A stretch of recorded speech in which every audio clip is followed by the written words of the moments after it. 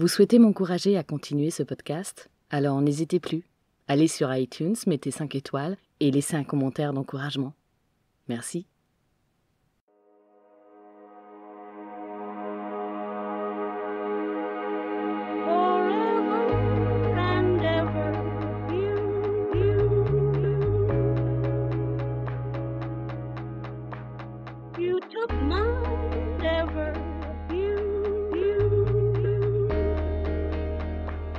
Bonjour et bienvenue dans Rester dans le Flow, podcast où je me raconte et partage avec vous mon parcours de vie et de résiliente. Je m'appelle Florence, j'ai 43 ans. Et comme on le dit dans le jargon actuel, je suis une MeToo.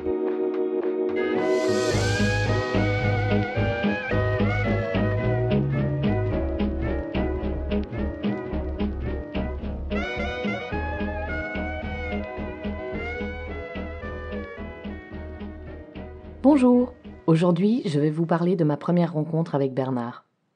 J'ai rencontré Bernard lorsque j'avais 8 ans. Vous allez me dire, c'est plutôt précis comme âge pour une rencontre avec un être imaginaire, non? Oui, je suis d'accord. Mais était-il vraiment imaginé? Peut-être avais-je un peu plus de 8 ans, peut-être un peu moins.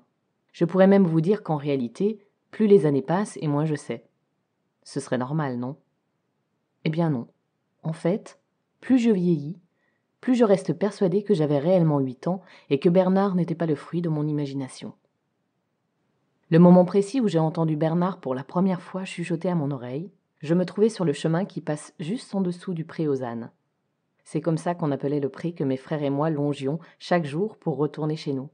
Une fois que nous avions quitté la petite route qu'il nous fallait prendre pour revenir de l'école, située en haut du village, nous finissions par le chemin des Gouttières en passant devant ce pré et la forêt.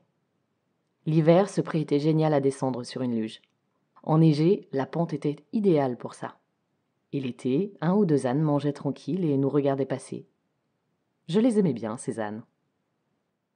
À l'époque, mon grand frère était un préado de 13 ans et mon petit frère un gamin de 3 ans. J'étais donc fille unique, coincée entre 2 mecs, et déjà des idées bien arrêtées sur ce que je n'accepterais jamais comme différence entre les genres. Par exemple, je savais que je ne ferais jamais les corvées ménagères dont je voyais ma mère esclave à côté de son propre travail.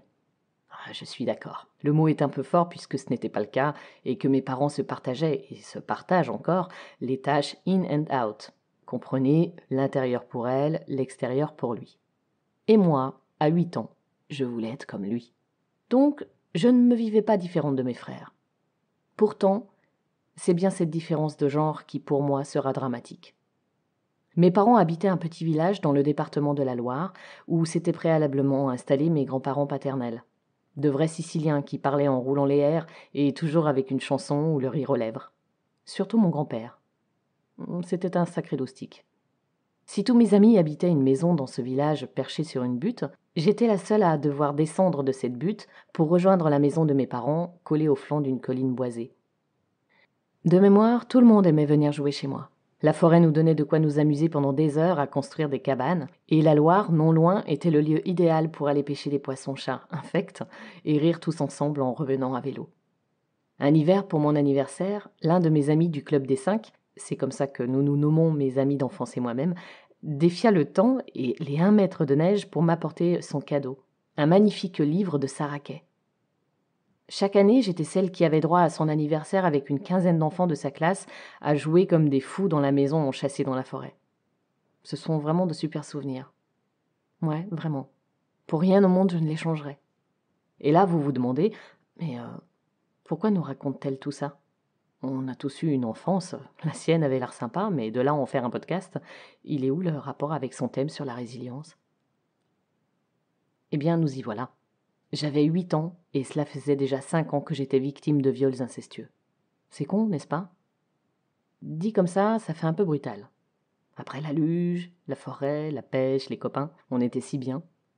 Un peu comme dans l'univers de Saraquet, avec ses illustrations d'un monde harmonieux où les enfants, les animaux et les plantes vivent leur vie. Une vie où les enfants ont des visages d'anges et les petites filles une garde-robe bucolique avec des volants, des liberties, des carreaux et des chapeaux de paille. Ah, et n'oublions pas les poupées de chiffon. Moi, j'en avais une. Je me sentais vivre un peu comme ces personnages. Mais apparemment, Personne n'avait jamais expliqué à un certain Sicilien de 65 ans qu'il n'avait pas le droit de toucher à l'enfant de son fils. Autrement dit, sa petite fille. Moi, une jolie gamine à bouclettes rousses. Et là, ce n'était pas de la fiction. Je suppose que c'est pour ça qu'un jour mon sauveur est arrivé. Après 5 premières années dramatiquement merveilleuses dans ce petit village où je vivais depuis mes 3 ans, Bernard est apparu. Non, dit comme ça on a l'impression que je l'ai vu avec mes yeux. Je devrais dire, Bernard s'est fait entendre. Bon, il m'a dit qu'il s'appelait Bernard, et entre nous, franchement, si je l'avais inventé, je n'aurais jamais choisi un prénom aussi pourri. Non mais, j'ai rien contre les Bernards. Je connais des Bernards et sincèrement, je les apprécie énormément. Non, celui-ci, il n'était pas fait de chair et de sang. Il n'avait rien d'humain, et pourtant il était bel et bien là pour moi. Je suppose que je devais être sa nouvelle mission. Une petite intervention, peut-être. Si, allez-y, je sens bien que vous en mourrez d'envie. Mais elle est pas un peu tarée, en fait, cette femme? Ce serait tellement plus facile.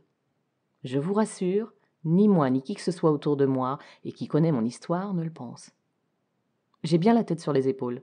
Ne vous méprenez pas lorsque je dis « sauveur » en parlant de Bernard. Je ne veux pas dire qu'il a fait tout le boulot, et moi rien du tout. Non. En réalité, c'est bien et bien moi qui ai en effet une grande partie. Vous savez, ce boulot de la résilience. Parce que vous vous doutez bien que passer des années à être le jouet à bouclettes d'un individu masculin incapable de se retenir, ça laisse des traces. Certes, mais des traces qu'on peut accepter et dépasser. À 43 ans, cette petite fille qui avait 8 ans lorsque Bernard, son ange gardien, s'est manifesté, fait toujours partie de moi et je suis fière d'elle comme elle est fière de la femme que je suis devenue. En ça, oui, Bernard a vraiment contribué à ce que cette petite fille s'épanouisse et grandisse en gardant sa tête sur ses épaules. Et c'est énorme. À partir de ce jour-là, j'ai pu converser avec quelqu'un, j'ai pu échanger sans aucun tabou, sans aucune crainte, sans aucun mensonge, sans aucun jugement. J'aimerais pouvoir dire ce que Bernard m'a dit lors de son arrivée, sur le bord du chemin. J'aurais voulu pouvoir vous décrire la tête que j'ai dû faire quand je l'ai entendu la première fois. Mais là, c'est sûr, je n'ai aucun souvenir, à part peut-être un temps d'arrêt. Un temps d'arrêt à regarder Cézanne dans le pré. Mais rien d'autre. Pourtant, ça devait être quelque chose de simple, de très simple. Du genre, c'est bon, je suis là maintenant, ça va aller Florence. Tu ne seras plus jamais seule.